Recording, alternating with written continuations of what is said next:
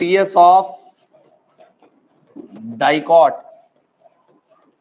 and monocot root. सबसे पहले हम लोग रूट के ट्रांसफर सेक्शन से पढ़ेंगे,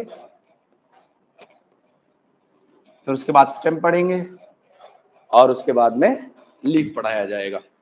ठीक है, तो इसमें हमें क्या करना है, पहले मैं डाइकॉट रूट को बाहर से अंदर तक पूरा एक्सप्लेन करूंगा, कैसे कैसे सेल्स होती हैं। जैसे हम लोगों ने अभी टिश्यू सिस्टम पढ़ा था, उसमें डिटेल पढ़े थे, छोटे छोटे डिटेल्स थे, ऐसे इसमें भी कुछ डिटेल्स हैं जिन्हें पढ़ा जाए ना। फिर उसके अंदर वस्कुलर बंडल का अरेंजमेंट किस नेचर का होता है, कितने नंबर में होते हैं, वो सारे यहाँ पे आपको याद रखने होंगे। तो मैं सबसे पहले शुरू कर रहा हूं डाइकॉट रूट।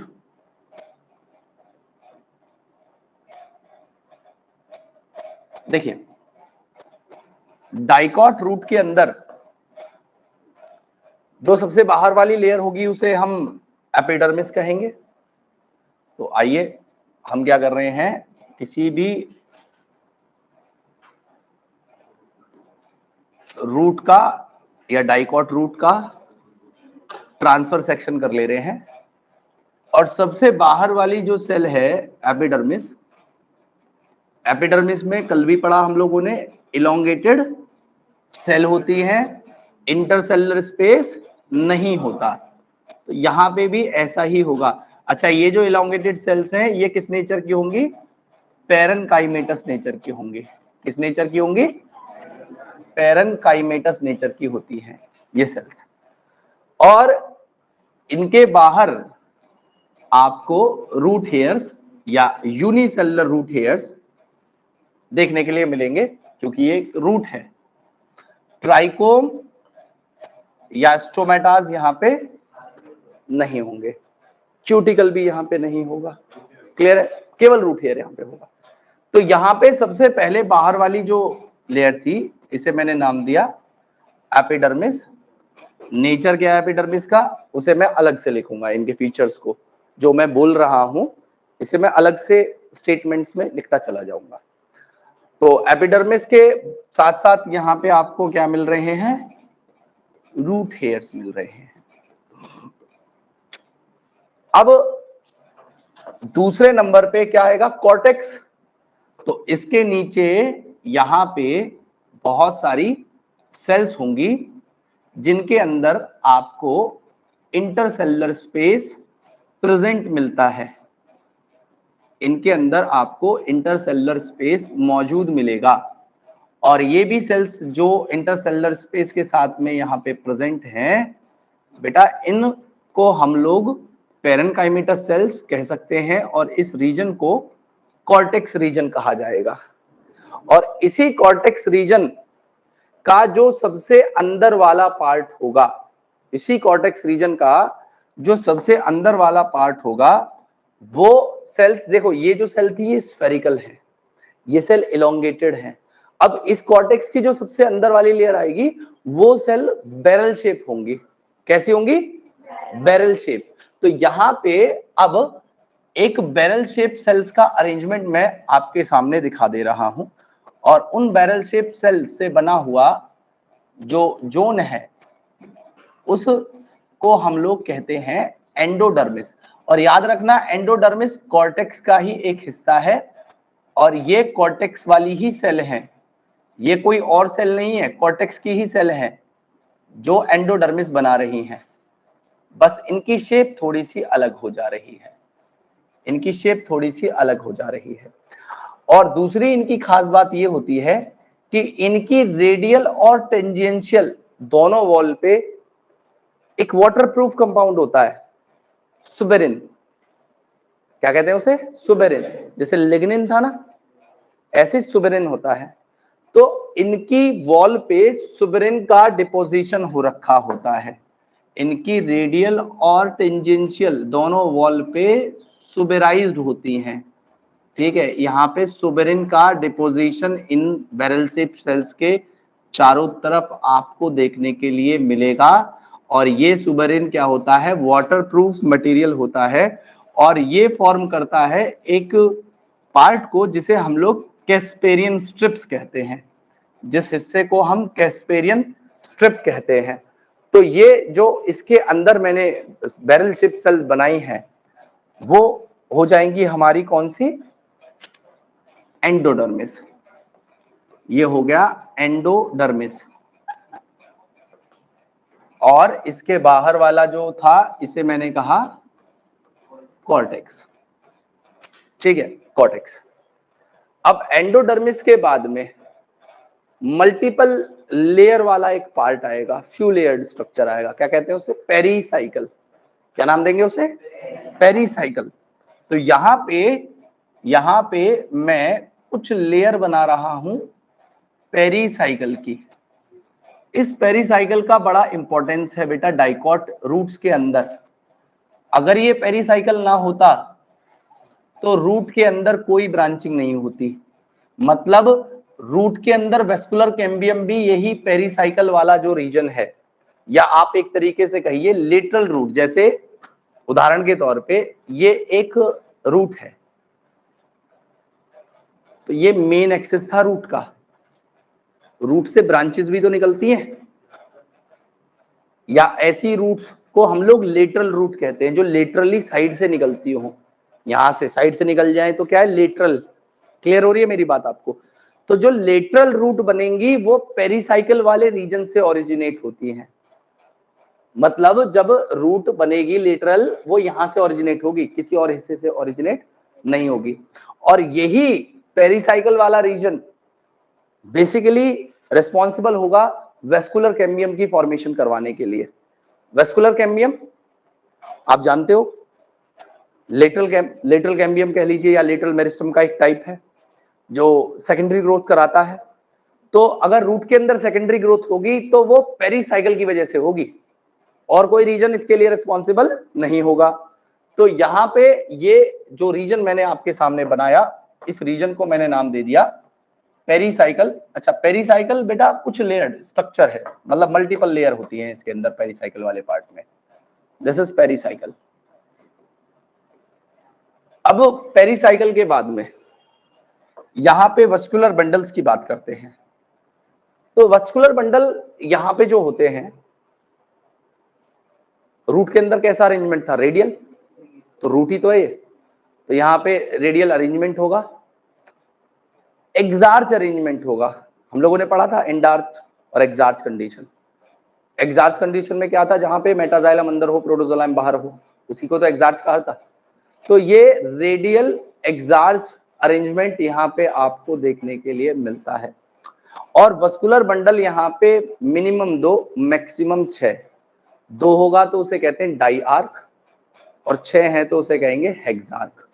तो यहाँ पे वस्कुलर बंडल का नंबर 2 से 6 तक वेरी कर सकता है, और उसको हम लोग कहेंगे डाइआर्क टू हेक्सार्क कंडीशन। मेरी बात सभी को क्लियर है? तो यहाँ पे मैं क्या कर रहा हूं, यहाँ पे मैं वस्कुलर बंडल्स को बना दे रहा हूं। अच्छा, वस्कुलर बंडल जो मैं बना रहा हूं, तो भाई ये जो है रेडियल अरेंजमेंट है, तो रेडियल अरेंजमेंट तो ऐसा होता है ना, रेडियल अरेंजमेंट तो फ्लोएम बाहर एक एक्सिस पे होगा, जाइलम एक एक्सिस पे होगा, एक रेडियस पे होगा, मतलब।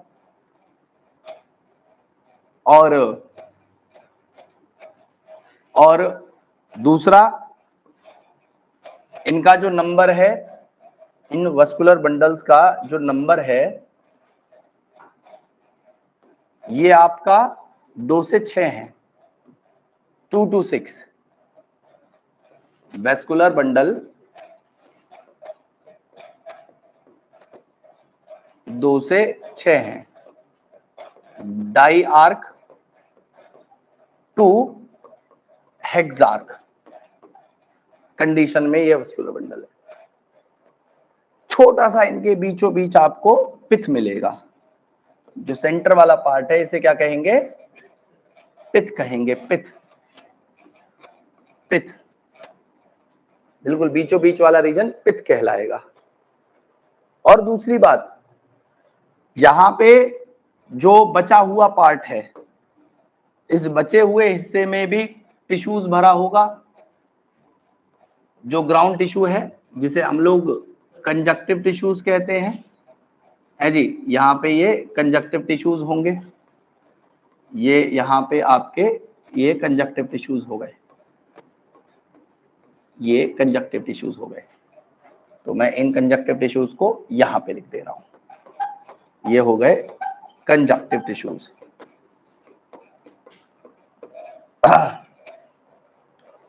अब एक चीज और है, एक रीजन होता है जिसे हम लोग स्टील कहते हैं, स्टील, STELE, ये वाली स्टील नहीं है, STEEL वाली स्टील टर्म है, ये स्टील, ये है स्टील। स्टील किसे कहते हैं? जो भी हिस्सा एंडोडर्मिस के अंदर होता हो, everything which is present inside endodermis is known as stele. तो स्टील में क्या क्या आ जाएगा? पेरिसाइकल, वैस्कुलर बंडल, पिथ और कंजक्टिव टिश्यूज, यही पार्ट पूरा पूरा इसमें आ जाएगा। तो स्टील के अंदर होगा region inner to endodermis, inner to endodermis, इसमें आ जाएगा आपका सबसे पहला पेरिसाइकल, उसके अलावा वैस्कुलर बंडल्स, पिथ और कंजक्टिव टिश्यूज। और इसके अंदर ग्राउंड टिश्यूज क्या होंगे? तो ग्राउंड टिश्यू की डेफिनेशन हम लोगों ने कल देखी थी। ग्राउंड टिश्यूज क्या क्या होंगे? एपिडर्मिस और वैस्कुलर बंडल को हटाने के बाद जो भी पार्ट है वो सारा का सारा ग्राउंड टिश्यू कहलाएगा। तो यहाँ पे ग्राउंड टिश्यूज में मैं लिख दे रहा हूं कि आप क्या करें, ट्रांसफर सेक्शन से माइनस कर दें एपिडर्मिस को और वैस्कुलर बंडल्स को, वैस्कुलर बंडल्स को। तो जो बचा हुआ पार्ट है वो ग्राउंड टिश्यू होगा। ग्राउंड टिश्यू में क्या क्या आएगा? तो बाहर से शुरू करते हैं, कॉर्टेक्स होगा नहीं होगा, एंडोडर्मिस, पेरिसाइकल, उसके अलावा कंजक्टिव टिश्यूज और पिथ, ये सारा मिलके क्या बना देगा? ग्राउंड टिश्यूज को बना देगा। क्लियर है मेरी बात सभी को? यहां तक क्लियर है? चलिए बहुत अच्छी बात है। तो ये एक स्ट्रक्चर था जो डाइकॉट रूट का था। अब ये जो पार्ट मैंने लेबल किए हैं, इन सभी के जो जनरल फीचर्स हो सकते हैं, उन जनरल फीचर्स को मैं आपके सामने लिख रहा हूं कि इनके फीचर्स क्या क्या होने वाले हैं। तो हम सबसे पहले शुरू करेंगे बाहर से। सबसे पहला हिस्सा है एपिडर्मिस। एपिडर्मिस वाली जो सेल्स हैं ये इलोंगेटेड हैं,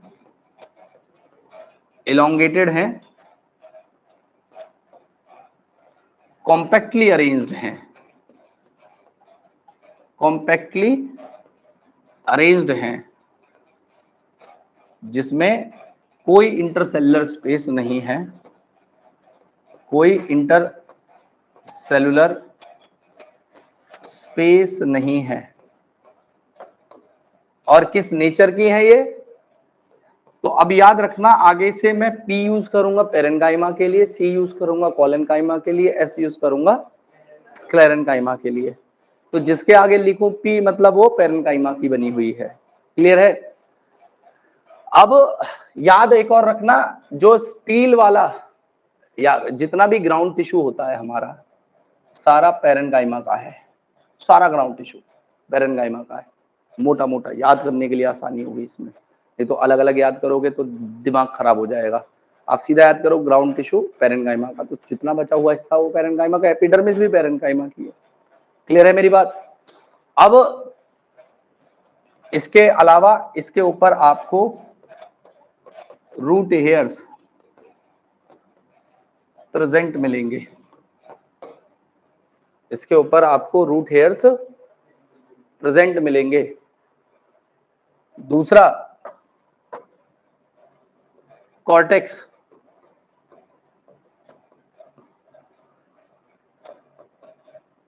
बेटा कॉर्टेक्स वाली जो सेल्स हैं ये भी पैरेन्काइमा से बनी होंगी।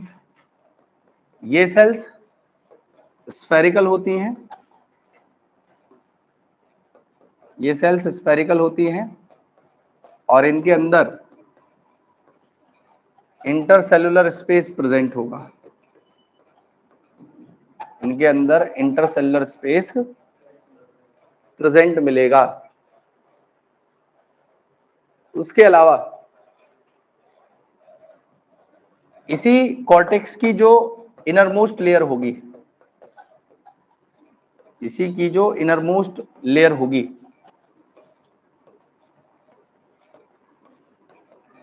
उसे हम एंडोडर्मिस कहेंगे। और इस एंडोडर्मिस की फीचर ये होगा बेटा कि ये एंडोडर्मिस की सेल्स बैरल शेप होंगी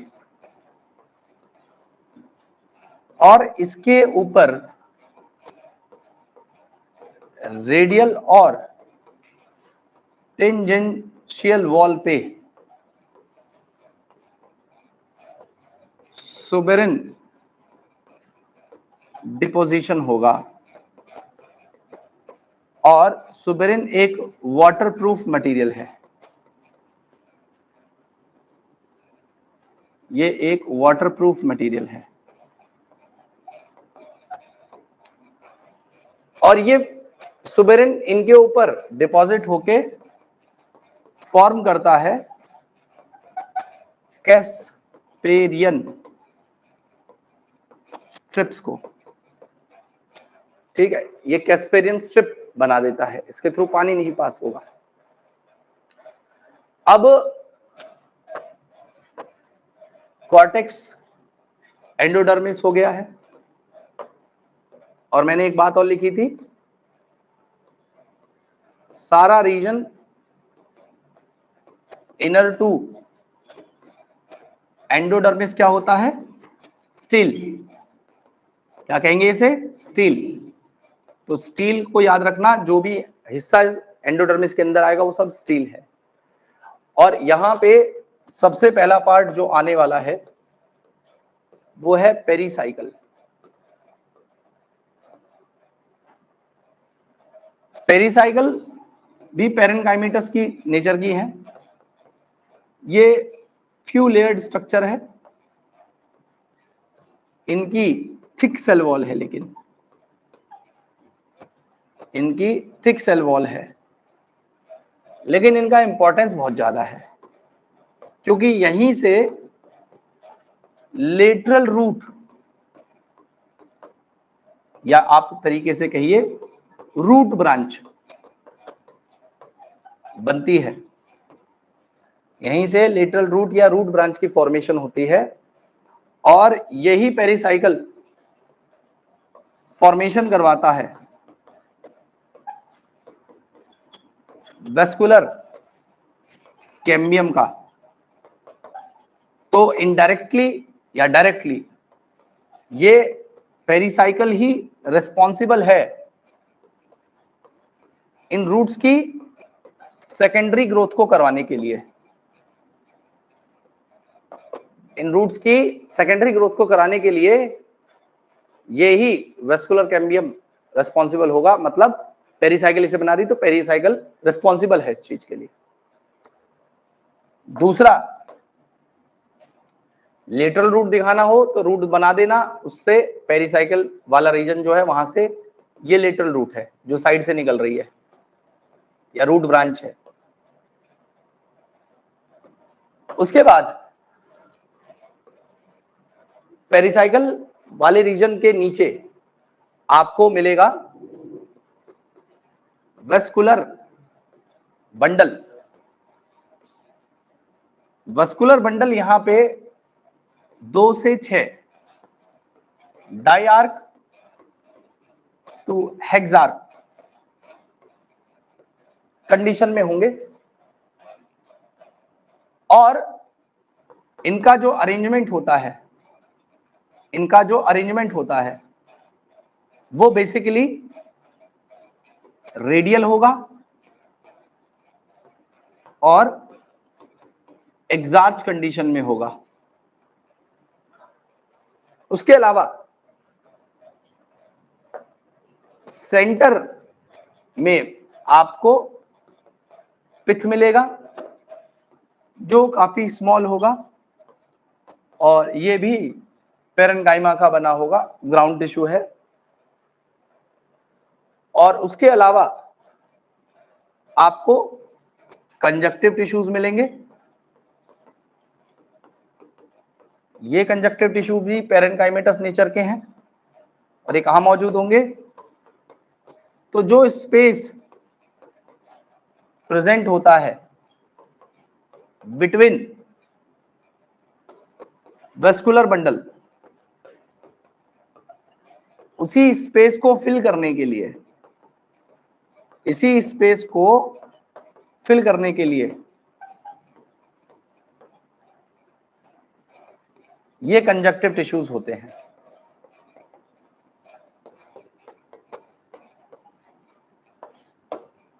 तो ये तो डाइकॉट रूट हुई है। इसी का कंपैरिजन हमें मोनोकॉट रूट के साथ में करना है कि मोनोकॉट रूट डाइकॉट रूट से कैसे अलग होती है। ज्यादा डिफरेंस नहीं है, बहुत बारीक सा डिफरेंस है। आइए उस डिफरेंस को भी जान लेते हैं। तो यहां पे मैं बात कर रहा हूं अब transfer section of monocot root.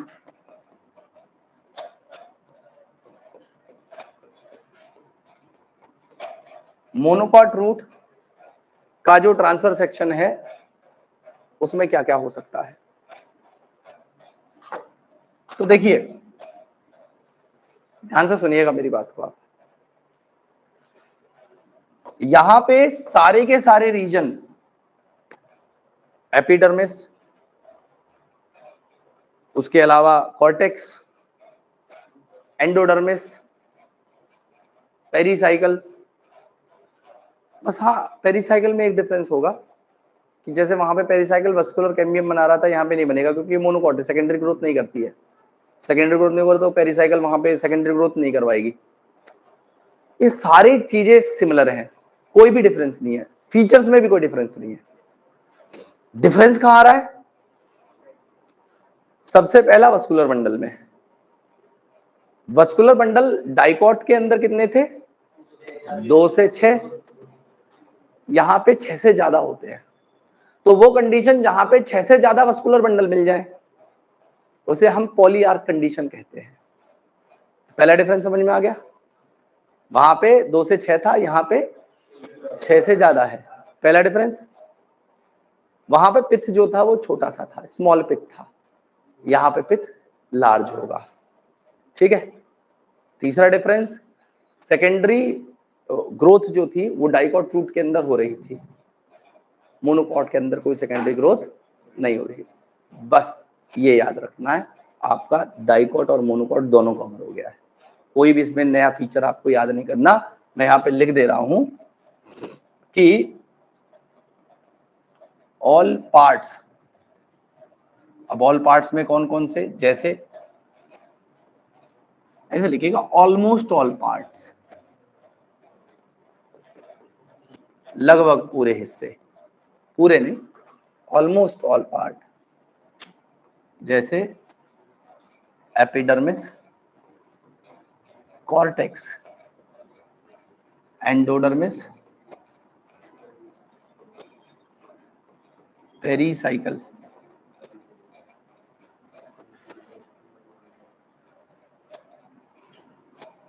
Conjunctive tissues,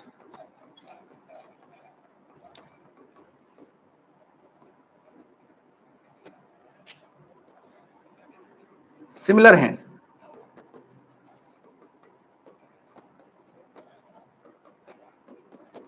dicot root से। डिफरेंस क्या है? सबसे पहला डिफरेंस, वेस्कुलर कैम्बियम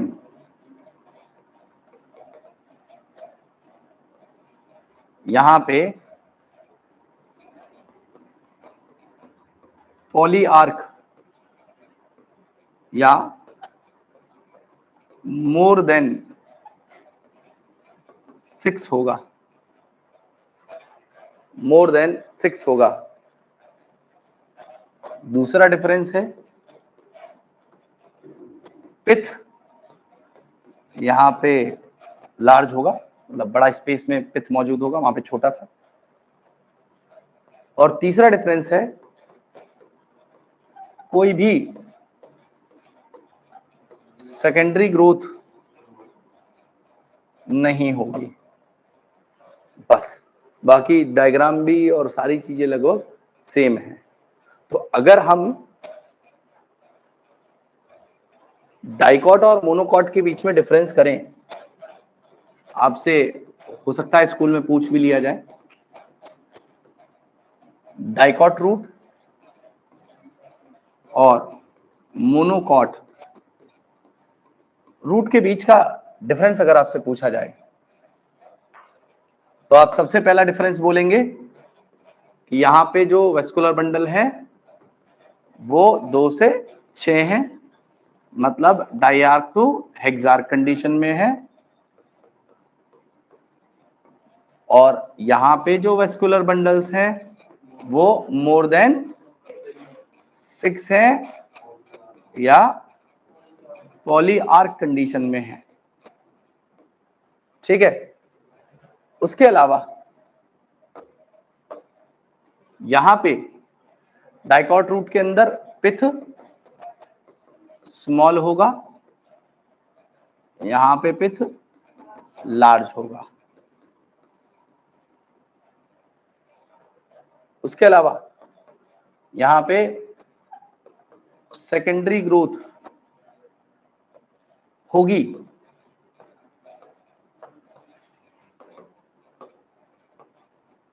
और यहां पे कोई सेकेंडरी ग्रोथ नहीं होती। मेरे हिसाब से आपको डाइकॉट और मोनोकॉट के बीच में डिफरेंस समझ में आ गया होगा। अब एक बार स्लाइड में और डिफरेंसेस जो हैं वो बेहतर कोई एक आध पॉइंट रह जाए तो उसे चेक कर लेते हैं। कोई बचा तो नहीं है, कैसी सारी बातें तो हो चुकी हैं। अगर दिमाग से कोई स्लिप हो गया हो तो उसे और देख लेते हैं।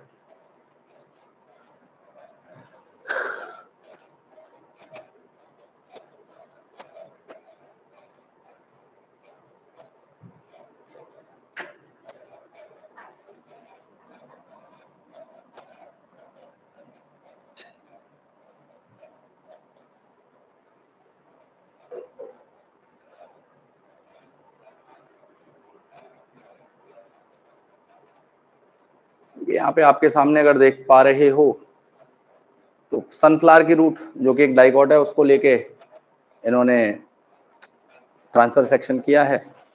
एपिडर्मिस को एपिब्लेमा या पिलीफेरस मेम्ब्रेन भी कहते हैं। कॉर्टेक्स, एंडोडर्मिस और स्टील की बात करके, स्टील इसलिए बोला गया है कि ये सारे हिस्सों को स्टील में बोल दिया गया। अब यहाँ पे एपिडर्मिस सबसे आउटर मोस्ट लेयर थी और एपिब्लेमा सेल प्रोट्रूड कर रही होती है किस चीज को, यूनिसेलुलर रूट हेयर्स को। कॉर्टेक्स क्या था, several layer thin walled cells थी जो पैरेन्काइमा और जिनके अंदर इंटरसेलुलर स्पेस प्रेजेंट था।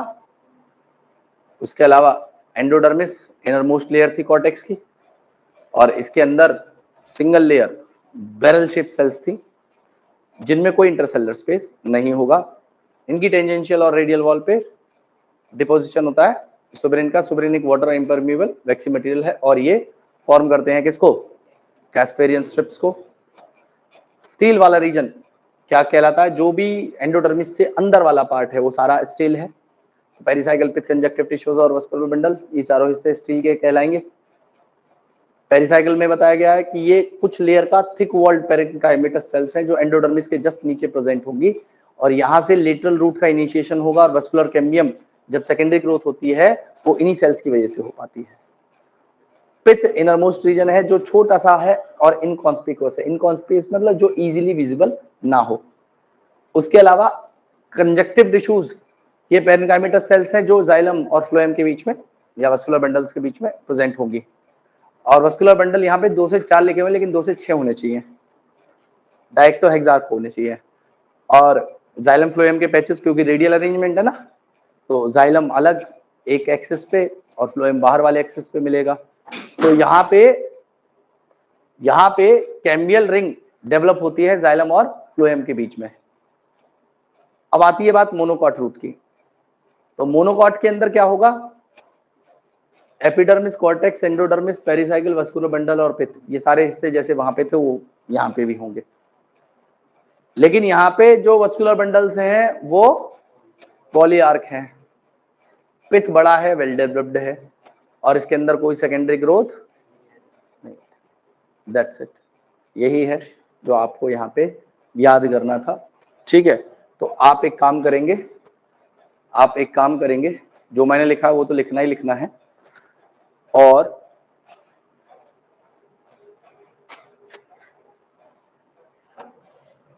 डायग्राम भी आप बनाएंगे।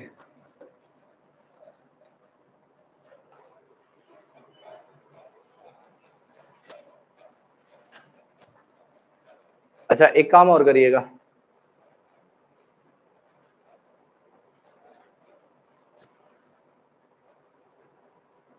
जो वस्कुलर बंडल्स हैं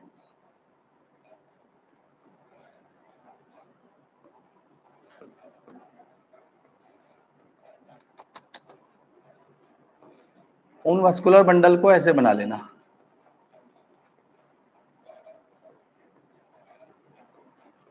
और एग्जार्च अरेंजमेंट में मेटाजाइलम को कहाँ होना चाहिए, अंदर या बाहर? अंदर। तो अंदर की तरफ दिखा देना मेटाजाइलम और बाहर की तरफ दिखा देना प्रोटोजाइलम, और ये अलग लेयर में दिखा देना फ्लोएम। बाकी इसमें कुछ और ऐड करने की जरूरत नहीं है, आप डायग्राम बनाना शुरू कर सकते हो।